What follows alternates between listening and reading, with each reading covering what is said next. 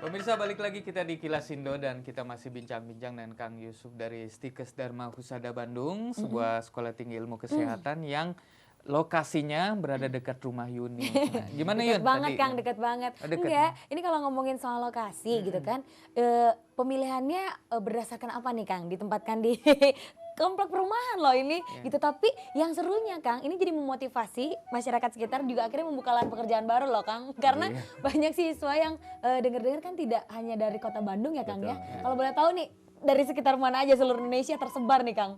Kalau mahasiswa kita ini tersebar dari seluruh Indonesia. Jadi justru bahkan 10% mahasiswa kami dari Kalimantan Barat. Tuh kan, Iya. Kalbar. Jadi Kalbar. Dan rupanya mungkin pemilihan tempat di Antapani ini karena di Antapani ini jalannya nama-nama kota ya.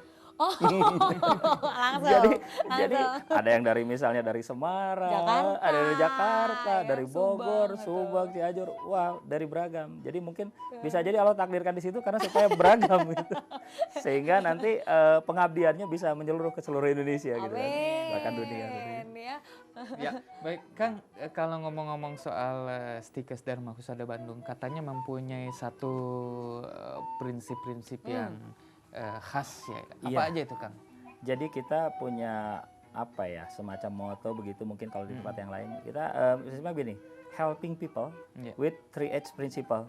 Wah kok so Inggris ya katanya. Karena memang ini kita mengambil dari pendiri Stikes sendiri yaitu almarhum Pak Supardan yang beliau selalu menyampaikan beliau adalah backgroundnya perawat.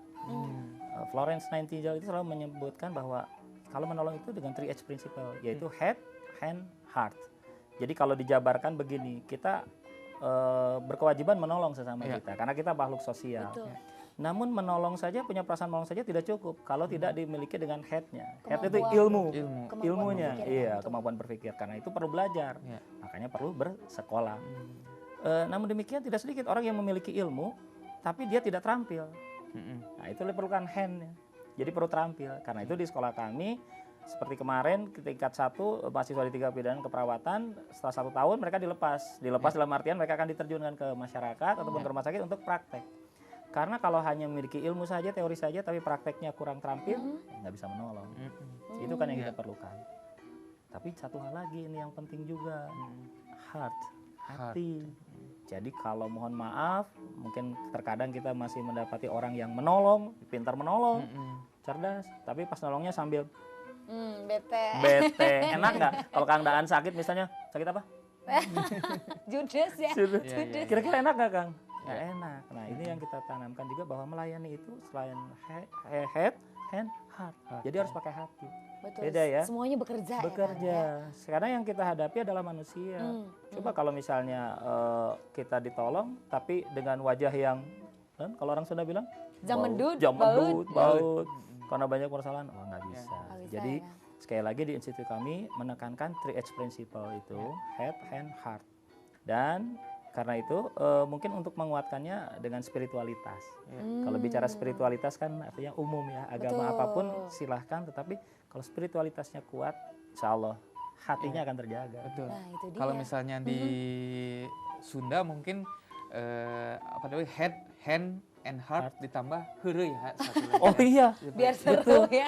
Nanti kasihan ya kalau pasien nggak diajak heureuy.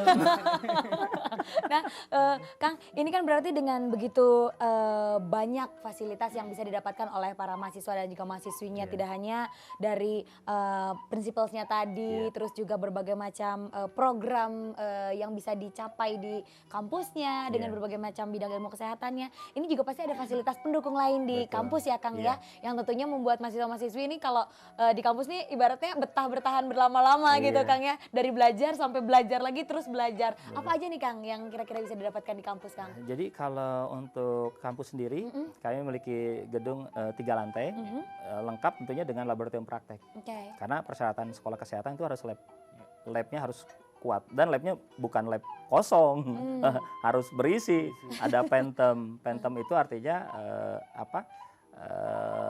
patung manusia gitu. Nggak mungkin kan di praktek Kang Daan jadi pasien gitu. Disuntik, beset gitu ya. Nah itu juga kita insya Allah lengkap untuk laboratorium, kemudian juga lab komputer, kemudian wifi juga ada. Terus yang tidak kalah pentingnya adalah di kemahasiswaan. Jadi ada program kemahasiswaan yang memang mengarahkan mahasiswa untuk siap di masyarakat. Karena kan nggak bisa kalau misalnya hanya belajar aja di kampus. 3 tahun atau 4 tahun begitu keluar, ngapain ya kita? Bingung. Karena itu di kemahasiswaan kita mewajibkan mahasiswa mengikuti aktif mengikuti kegiatan apa saja yang berkaitan dengan pelayanan masyarakat.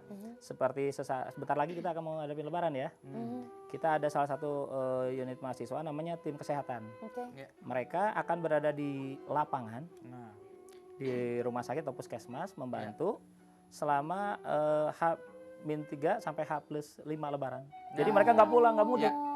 Baik. Diturunkan ya. Iya, Kang Yusuf, nanti akan saya tanyakan apakah lulusan dari Sekolah Tinggi Ilmu Kesehatan ini harus selalu nantinya kerja di bidang rumah kesehatan, sakit gitu. atau misalnya dokter. Nah, atau apakah ada bidang-bidang lain yang bisa memang juga terlibat di sana ya? Nanti kita tanya-tanya langsung. Karena itu sebelum kita break saya bacakan dulu ini infonya Sekolah Tinggi Ilmu Kesehatan Dharma Husada Bandung. Alamatnya di Jalan Terusan Jakarta nomor 71 sampai 75 Bandung, teleponnya 02272086261 atau 02276518684, faxnya 02272048803, email mail@stikesdhb.ac.id, websitenya http://stikesdhb.ac.id. Siap. Ya, kita akan kembali lagi sesudah yang satu ini, tetaplah di Kilas Sindo.